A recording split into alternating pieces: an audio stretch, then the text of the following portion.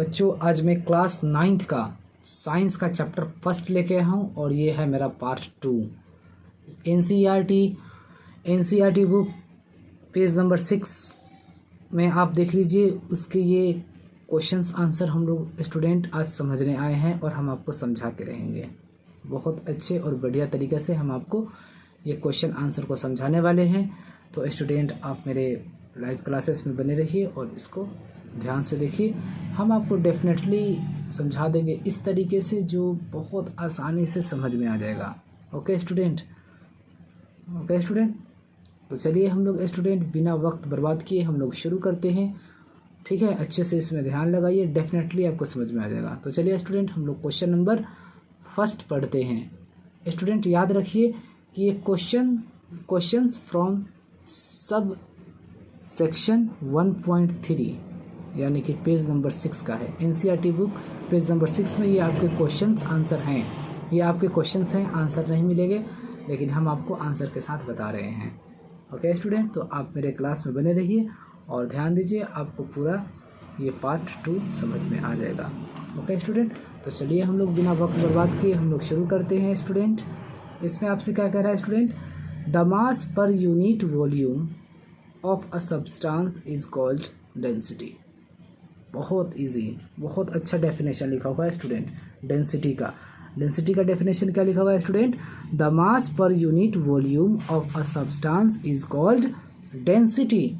यानी कि डेंसिटी बराबर क्या होते हैं स्टूडेंट, मास बटा वॉल्यूम। याद रखिएगा स्टूडेंट, डेंसिटी बराबर क्या होंगे स्टूडेंट, मास बटा वॉल्यूम, ये याद रखिएगा स्टूडेंट।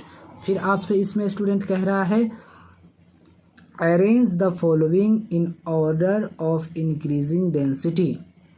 ठीक है, तो सबसे पहले स्टूडेंट हम लोग डेंसिटी के बारे में हम आपको कुछ बता दें। ठीक है, जैसे कि स्टूडेंट में ये दो हैं हमारे पास मैटर, और अगर बात करते हैं कि सबसे ज़्यादा डेंसिटी किसका है तो आप क्या बताइएगा, सबसे ज़्यादा डेंसिटी इसका है स्टूडेंट। ठीक है, और सबसे कम स्टूडेंट डेंसिटी इसका है। ठीक है, आप याद रखिए।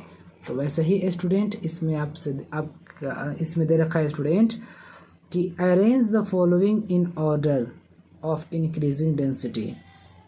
ये जो दे रखे हैं, air exhaust from chimneys, Honey, water, chalk, cotton and iron, ये सब को हमें क्या लिखना है स्टूडेंट, हमें in order of increasing density में लिखना है। तो इसका मतलब क्या होता है स्टूडेंट कि सबसे पहले जो सबसे लाइटर होगा यानी कि सबसे हल्का होगा उसे लिखना है, फिर उससे थोड़ा भारी, फिर उससे थोड़ा भारी, फिर उससे थोड़ा भारी, फिर उससे थोड़ा भारी, फिर लास्ट में सबसे भारी। इसी को हम कहते हैं student in order of increasing density. ठीक है स्टूडेंट, ये डेंसिटी का बात कर रहा है। तो आपको देख लीजिए स्टूडेंट, ये सब डेंसिटीज़ दे रखे हैं, देख रहे हैं, air exhaust from chimneys, Honey, water, chalk, cotton and iron, ये सब क्या है स्टूडेंट, ये डेंसिटीज़ दे रखे हैं। और इसी को हमें किस में लिखना है student, in order of increasing density में लिखना है। तो चलिए स्टूडेंट हम लोग इसको सॉल्व करते हैं, इसके सॉल्यूशन को समझते हैं। इसमें स्टूडेंट आपसे कह रहा है the order of increasing density is as follows air. यानी कि एयर है, पता है एयर सबसे हल्का होता है, सबसे हल्का एयर, और एयर से भी थोड़े भारी क्या होते हैं, एक्सहॉस्ट फ्रॉम चिमनीज, यानी कि चिमनीज के धुएं, चिमनी के धुएं आप लोग देखे हो जो ऊपर के तरफ जाते हैं। चिमनी जो होते हैं जहाँ ब्रिक्स ईंट वगैरह बनाए जाते हैं वहाँ चिमनीज होते हैं, वो बहुत बड़े लंबे होते हैं। ठीक है स्टूडेंट, तो उसमें से धुआं कहाँ जाता है स्टूडेंट, ऊपर की तरफ जाता है। इसका मतलब क्या है कि वो एयर से भी भारी है। ओके स्टूडेंट, फिर कॉटन चिमनी के धुएं से भी भारी है, फिर कॉटन के बाद चॉक जो कॉटन से भी भारी है, और फिर चॉक के बाद वाटर। ठीक है, इसका मतलब क्या हुआ कि ये चॉक से भी भारी है वाटर, फिर वाटर के बाद हनी, और फिर हनी के बाद आयरन जो सबसे भारी है। तो स्टूडेंट हमें उम्मीद है कि आपको समझ में आ गया होगा जो मैं क्वेश्चन नंबर फर्स्ट बताया हूँ, आप इसको ध्यान से समझ गए होंगे। ओके स्टूडेंट, तो चलते हैं अब हम लोग क्वेश्चन नंबर सेकंड पर। क्वेश्चन नंबर सेकंड का ए वाले समझते हैं। इसमें कह रहा है स्टूडेंट आपसे कि tablet the differences in the characteristics of states of matter. यानी कि स्टेट्स ऑफ मैटर के टेबुलेट डिफरेंस, यानी कि अलग तरह तरह के इसके कैरेक्टरिस्टिक्स बताने हैं स्टेट्स ऑफ मैटर के। तो चलिए स्टूडेंट हम लोग समझते हैं। इसमें आपसे कह रहा है स्टूडेंट कि following differences are found in case of different properties of different states of matter. ठीक है, तो सबसे पहले है सॉलिड्स। तो देख लीजिए स्टूडेंट, सॉलिड्स के बारे में हम लोग समझते हैं। इसमें क्या कह रहा है स्टूडेंट आपसे कि solids have definite shape and definite volume, यानी कि इसका मतलब ये होता है स्टूडेंट कि सॉलिड के डेफिनिट शेप होते हैं, यानी कि जिस शेप में है उसी शेप में रहेगा। ठीक है, जैसा है वैसा ही रहेगा। जैसे ब्रिक्स हैं, आप ब्रिक्स को फेंक दो, जैसा रहे वैसा ही रहेगा बिल्कुल। ठीक है, ये पेन है, जहाँ है वहाँ ये पेन है, इसे आप फेंक दीजिए, ये जैसा का तैसा ही रहेगा। ओके स्टूडेंट, तो इसको डिफिनिट शेप बोलते हैं। एंड डिफिनिट वॉल्यूम का मतलब क्या होता है स्टूडेंट? डिफिनिट वॉल्यूम का मतलब ये होता है इस वॉल्यूम में कोई चेंज नहीं होगा, जैसा है ना कम होगा, ना बढ़ेगा, ना छोटा होगा, ना बड़ा होगा, बिल्कुल जैसा ब्रिक्स है वैसा ही रहेगा, और जैसा आप पेन फेंके हैं ये वैसा ही रहेगा। कोई ना बड़ा होगा ना छोटा होगा, बिल्कुल जैसा का तैसा ही रहेगा। उसी को हम डिफिनिट वॉल्यूम कहते हैं। ओके स्टूडेंट, आपको समझ में आ गया? ठीक है, यानी इसमें कोई मास वगैरह घटेगा नहीं। ठीक है, जैसे कि ब्रिक्स इतने क्या ले रहे हैं, इतने जगह ले रहे हैं, तो ये इतना ही जगह लेंगे। ऐसा नहीं है कि कल को कम जगह लेंगे, वो उतना ही जगह लेंगे। तो इसीलिए इसको हम डिफिनिट वॉल्यूम कहते हैं स्टूडेंट। ओके, अब चलते हैं इसके फर्स्ट वाला हो गया स्टूडेंट। अब सेकेंड वाले समझते हैं स्टूडेंट। आपसे इसमें क्या कह रहा है कि सेकेंड वाले में कि solids are generally very hard. Solids generally क्या होते हैं? बहुत हार्ड होते हैं। सॉलिड ये तो पता ही है, बहुत हार्ड होते हैं सॉलिड। और थर्ड नंबर है क्या स्टूडेंट कि solids can not be compressed. Yes, ये बहुत अच्छा है स्टूडेंट। इसका मतलब ये होता है कि सॉलिड्स को कंप्रेस्ड नहीं किया जा सकता, यानी कि वो दबाने से दबेगा नहीं। याद रखिएगा स्टूडेंट, आप ब्रिक्स को अगर आप दबाते हैं तो वो नहीं दबेगा, भले ही अगर आप उस पर हथौड़ा मारेंगे वो टूट जाएगा, लेकिन ब्रिक्स दब नहीं सकता है। वो कंप्रेस्ड नहीं होगा। ओके स्टूडेंट, वह कंप्रेस्ड नहीं होगा, वो टूट जाएगा लेकिन कंप्रेस्ड नहीं होगा। ठीक है स्टूडेंट, तो इसका मतलब थर्ड नंबर का यही मतलब होता है। ठीक है स्टूडेंट, अब चलते हैं फिर अब हम लोग फोर्थ नंबर पॉइंट पर। पॉइंट नंबर 4 स्टूडेंट, आप इसको ध्यान से देखिए, आपको डेफिनेटली समझ में आ जाएगा। इसमें आपसे कह रहा है स्टूडेंट कि intermolecular forces are strongest in solid. हाँ स्टूडेंट, बहुत अच्छा, ये सही कह रहा है। यानी कि जो सॉलिड्स होते हैं उसके अंदर के जो होते हैं वो क्या होते हैं? इंटरमोलिकुलर फोर्सेज लगाए होते हैं, यानी कि एक दूसरे को पकड़ के रखते हैं, जब भी तो मजबूत होते हैं। जैसे कि आप आयरन ले लो, आयरन इतना मजबूत क्यों है? क्योंकि उसके इंटरमोलिकुलर फोर्सेस है जो बहुत ज़्यादा क्या है? स्ट्रॉन्गेस्ट है, जो पकड़ के रखा है। ओके स्टूडेंट, इसीलिए वह इतना स्ट्रॉन्गेस्ट है सॉलिड में। ठीक है, कोई भी सॉलिड आप ले लीजिए, वह क्या है? ये पेन भी है, तो ये क्या है? इसके इंटरमोलिकुलर फोर्सेस आर स्ट्रॉन्गेस्ट, यानी कि ये बहुत स्ट्रॉन्गेस्ट से पकड़ के रखा है, जभी तो ये दबते नहीं हैं। ठीक है, जभी तो ये कंप्रेस्ड नहीं होते हैं। ओके स्टूडेंट, तो इसका मतलब यही होगा। ओके, समझ में आ गया?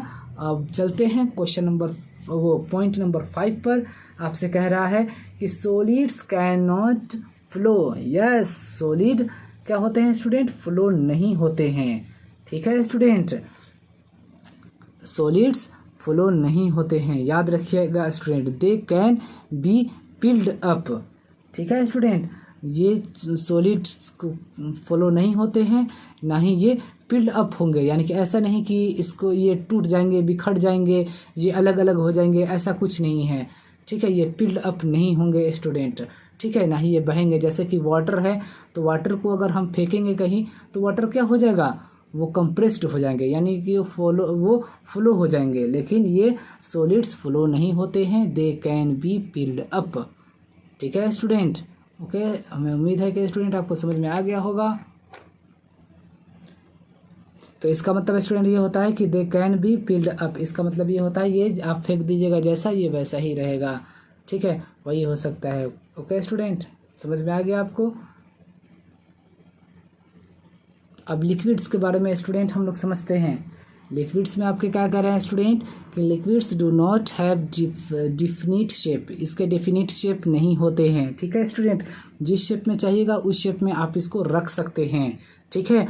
बट हैव डिफिनिट वॉल्यूम, लेकिन इसके डेफिनिट क्या होते हैं स्टूडेंट, वॉल्यूम होते हैं, याद रखिएगा आप इसको, ठीक है। 2 पॉइंट क्या है, liquids do not possess this property, ठीक है।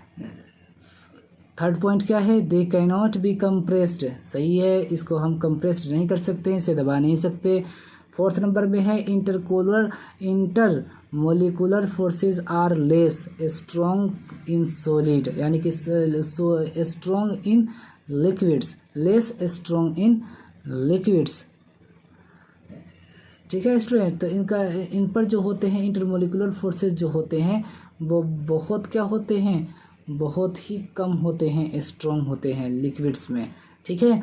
और 5 नंबर इसके पॉइंट्स हैं स्टूडेंट कि liquids can flow, liquids flow हो सकते हैं, यानी कि आप वो बह जाते हैं, ठीक है। जैसे वाटर है, वाटर को आप फेंक दीजिए वो बह जाएगा।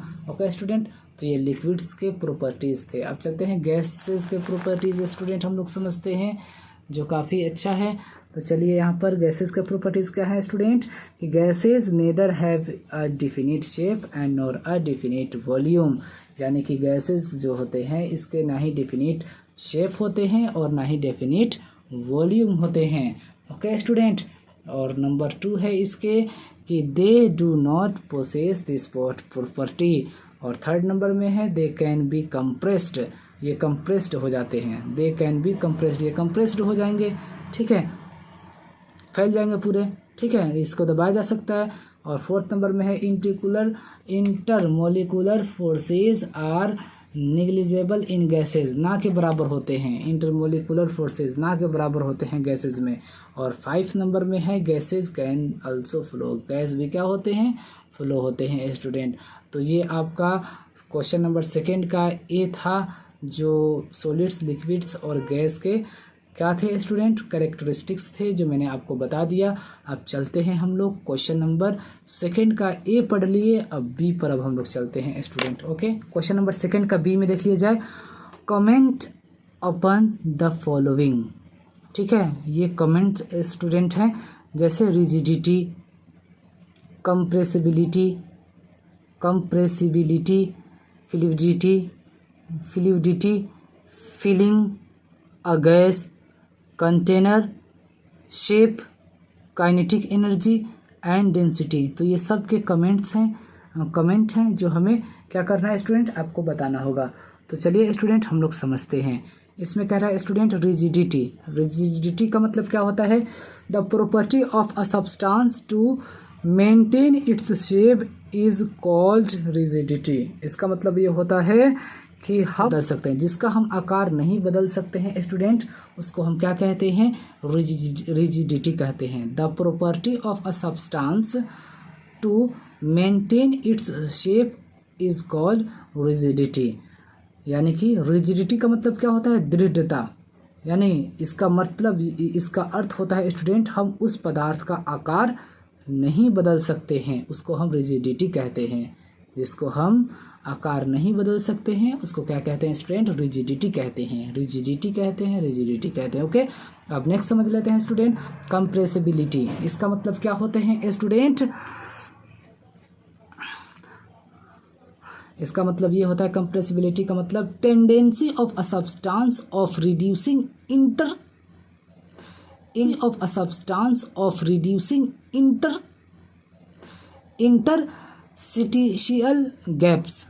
interstitial gaps between the particles is called compressibility.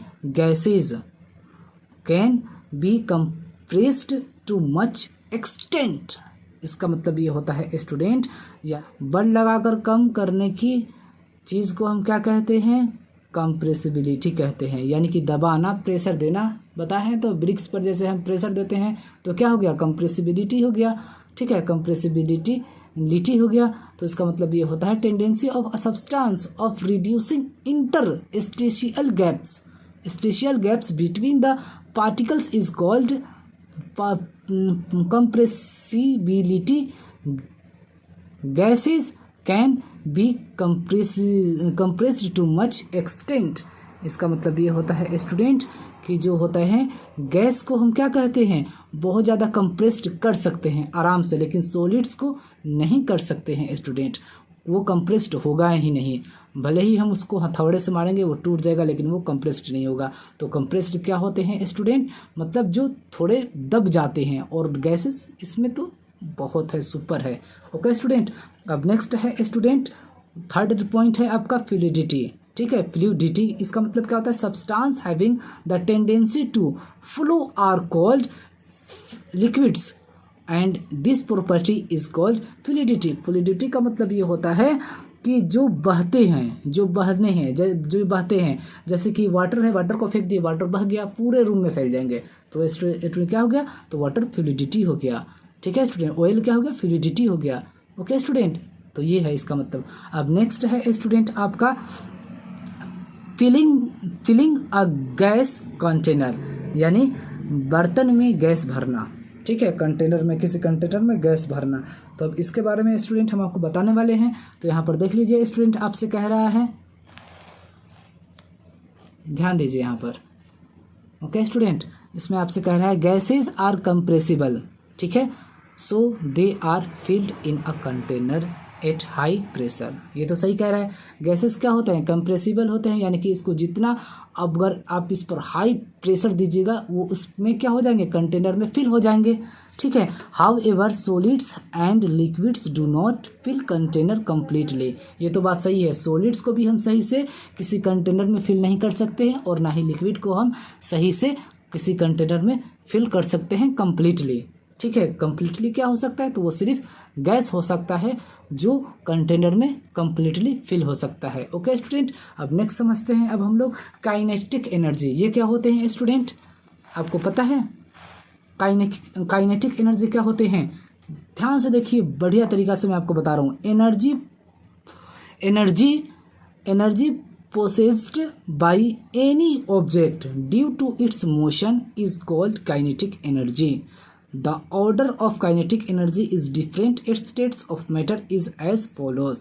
देखिए स्टूडेंट, काइनेटिक एनर्जी का मतलब ये होता है कि जिसके कारण कोई पार्टिकल्स गति करते हों, मोशन में हो, तो उसको हम कहते हैं सीधा, उसको क्या नाम देते हैं, काइनेटिक एनर्जी नाम देते हैं। अब जैसे वाटर में मान लीजिए कि हम इंक डालते हैं, तो इंक क्या होते हैं, अगर हम कोई वो ग्लास है स्टूडेंट, और ग्लास में पानी भर दिए और उसमें हम इंक डालेंगे, तो इंक क्या हो जाएगा कि कुछ समय के बाद क्या हो जाएंगे, पूरे ग्लास में क्या हो जाएंगे, इंक फैल जाएंगे, यानी कि कंप्लीटली क्या हो जाएगा, फिल हो जाएगा, यानी कि कलर उसमें आ जाते हैं। तो ये किसके कारण होता है, ये काइनेटिक एनर्जी के कारण होता है, क्योंकि काइनेटिक एनर्जी उसमें मोशन के फॉर्म में होते हैं। ठीक है, थोड़े मोशन के फॉर्म में होते हैं, जो क्या होते हैं स्टूडेंट, जो आराम से उसमें थोड़ी देर के बाद क्या हो जाते हैं, फुलफिल हो जाते हैं कलर। डेंसिटी, अब क्या है स्टूडेंट, डेंसिटी के बारे में अब हम लोग समझते हैं स्टूडेंट, जो बहुत इंपॉर्टेंट है। तो डेंसिटी का मतलब क्या होता है, mass per unit volume of a substance is called its density. याद रखिएगा, डेंसिटी का मतलब क्या होता है student, mass per unit volume, as volume of a substance is called its tendency. Tendency का मतलब क्या होता है, वो सॉरी स्टूडेंट, डेंसिटी मतलब mass per unit volume of a substance is called its density. Density मतलब होता है मास बटा वॉल्यूम। ये आप फॉर्मूला स्टूडेंट याद रखिएगा, this is very important. Okay student, अब चलते हैं अब हम लोग क्वेश्चन नंबर 3 पर। ओके, फर्स्ट का जो हम आपको सेकंड का बताए थे, ए भी हो गया और सेकंड का बी भी हो गया। अब क्वेश्चन नंबर 3 पर हम लोग चलते हैं, यानी कि हमें इसके रीजंस बताने हैं। इसमें कह रहा है आपसे, a gas fills completely the vessels in which it is kept, यानी कि इसमें कह रहा है स्टूडेंट आपसे कि गैस जो है पूरी तरह उस बर्तन को भर देती है जिसमें इसे रखते हैं। ये तो सही है। ठीक है, गैस को किसी भी वेसल में आप रखिए, वो कंप्लीटली क्या हो जाएंगे, फिल हो जाते हैं। ओके स्टूडेंट, तो क्यों फेल होते हैं, तो इसके हमें रीज़न बताने हैं। तो because volume of gas is not definite okay student, क्योंकि वॉल्यूम ऑफ गैस डेफिनिट नहीं होते हैं, so the gas completely फिल्स up the vessels, इसीलिए क्या हो जाते हैं, गैस जो है उस वेसल के अंदर कंप्लीटली क्या हो जाते हैं, फिल हो जाते हैं। ओके स्टूडेंट, आपको समझ में आ गया। अब नेक्स्ट है क्वेश्चन नंबर बी पर। अब इसको आप ध्यान से देखिए। क्वेश्चन नंबर 3 का बी है कि a gas exerts pressure on the walls of the container. तो इसका मतलब स्टूडेंट यह होता है, इसका मतलब यह होता है स्टूडेंट कि गैस बर्तन की दीवारों पर दबाव डालती है। हाँ स्टूडेंट, अगर गैस को अगर हम किसी भी, जैसे कि हम एलपीजी सिलेंडर उसमें गैस बढ़ जाते हैं तो वो बर्तन के दीवारों पर क्या डालता है, प्रेशर डालता है स्टूडेंट। ओके, तो प्रेशर डालता है, तो अब इसके रीजंस बताने हैं। ओके स्टूडेंट, तो चलिए स्टूडेंट समझते हैं इसका। तो gas particles move randomly, gas के जो पार्टिकल्स होते हैं रैंडमली क्या करते हैं, मूव करते हैं एट हाई स्पीड पर एंड हिट द वॉल्स, यानी कि वॉल्स को क्या करते हैं स्टूडेंट, दबाव डालते हैं of container and exerts pressure on the walls of container. जब प्रेशर ज़्यादा हो जाते हैं तो क्या होता है स्टूडेंट, वॉल्स पर क्या डालते हैं, प्रेशर डालते हैं गैस। ठीक है, गैस बर्तन की क्या करता है स्टूडेंट, आप याद रखिए, गैस होते हैं बर्तन की दीवारों पर दबाव डालती है, क्योंकि गैस के पार्टिकल जो होते हैं मोशन, ठीक है, होते हैं अनियमित और तीव्र होते हैं। ठीक है, बहुत ज़्यादा होते हैं, जिसके कारण वो क्या करता है, वो कंटेनर के वॉल पर क्या करता है, वो प्रेशर डालता है। ओके स्टूडेंट, सी नंबर में student, a wooden table should be called a solid. ठीक है, इसमें स्टूडेंट लकड़ी की मेज ठोस कहलाती है। तो इसमें स्टूडेंट इसका देख लीजिए, ठोस कहलाती है, तो इसके बारे में अब हमें बताना होगा, इसके गिव रीज़न देने हैं, हमें रीज़न बताने हैं। तो देख लीजिए student, as the wooden table has a definite shape yes and definite volume. बहुत अच्छा, दोनों हम पढ़े हैं ना भाई सॉलिड में कि डेफिनेट शेप भी होते हैं और डेफिनेट वॉल्यूम भी होते हैं स्टूडेंट। देयरफॉर इसलिए it is called a solid, इसलिए इसको क्या कहते हैं, सॉलिड कहते हैं। ओके स्टूडेंट, अब डी नंबर समझ लेते हैं स्टूडेंट। We can easily move our hand in air, but to do the same through a solid block of wood we need a karate expert. इसका मतलब ये होता है स्टूडेंट कि हवा में हम आसानी से अपना हाथ चला सकते हैं, लेकिन एक ठोस लकड़ी के टुकड़े में हाथ चलाने के लिए हमें कराटे में एक्सपर्ट होना पड़ेगा। ये तो बात सही कह रहा है स्टूडेंट, हमें क्या होना पड़ेगा स्टूडेंट, बताइए, हमें एक्सपर्ट होना पड़ेगा कराटे में। ठीक है, तो चलिए अब इसके बारे में हम लोग रीज़न समझते हैं। तो we can easily move our hand, बात सही तो है, इन एयर में हम लोग आराम से अपना हाथ को मूव कर सकते हैं, because air particles are far.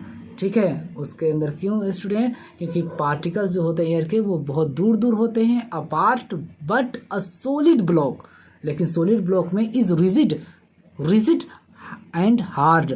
Solid क्या होते हैं स्टूडेंट, रिजिड होते हैं, यानी कि कठोर होते हैं।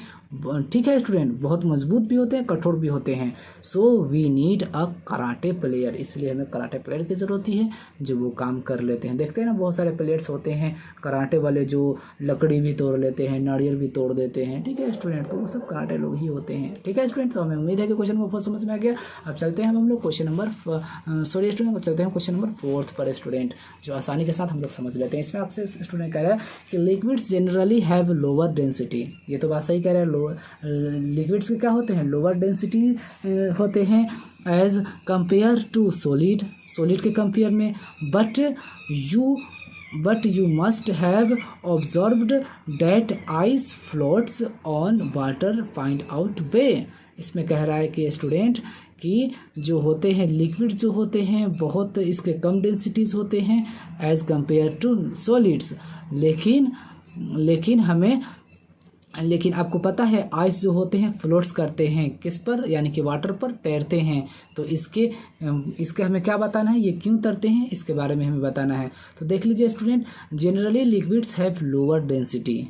ठीक है, एज कंपेयर टू सॉलिड्स। सही है, जनरली जो होते हैं लिक्विड जो होते हैं लोअर डेंसिटीज के होते हैं सॉलिड के मुकाबले, ठीक है। But ice has lower density, ice के क्या होते हैं, लोअर डेंसिटी होते हैं as compared to water, as compare to water, because ice has well ordered 3-dimensional structure which has large empty, large क्या होते हैं, empty होते हैं स्पेस, यानी कि देखते हो ना आइस बहुत बड़ा होता है लेकिन हल्के होते हैं, ठीक है। एंड इट बिकम्स लाइटर, यानी कि बहुत ही हल्के होते हैं, देन वाटर, यानी कि वाटर से भी हल्के होते हैं, hence it floats on water, जब भी तो वो वाटर पर तैरते हैं। याद रखिएगा स्टूडेंट, बर्फ क्यों तैरता है पानी में, इसलिए तैरता है क्योंकि वाटर के वो जो बर्फ की जो डेंसिटी है बहुत कम है और वाटर की डेंसिटी जो ज़्यादा है, इसी के कारण क्या होते हैं स्टूडेंट कि बर्फ पानी में तैरने लगता है। ओके स्टूडेंट, तो मैंने स्टूडेंट आपको क्वेश्चन नंबर 3 वो ये पार्ट 2 मैंने आपको स्टूडेंट समझा दिया। अब हम बहुत जल्द पार्ट 3 लेके आएंगे, तो आप मेरे ऐसे ही चैनल पर बने रहिए, लाइक कीजिए मेरे चैनल को, सब्सक्राइब कीजिए, शेयर कीजिए और कमेंट्स करके बताइए कि आपको ये कितने समझ में आ रहे हैं स्टूडेंट। हम आपको कोशिश करेंगे।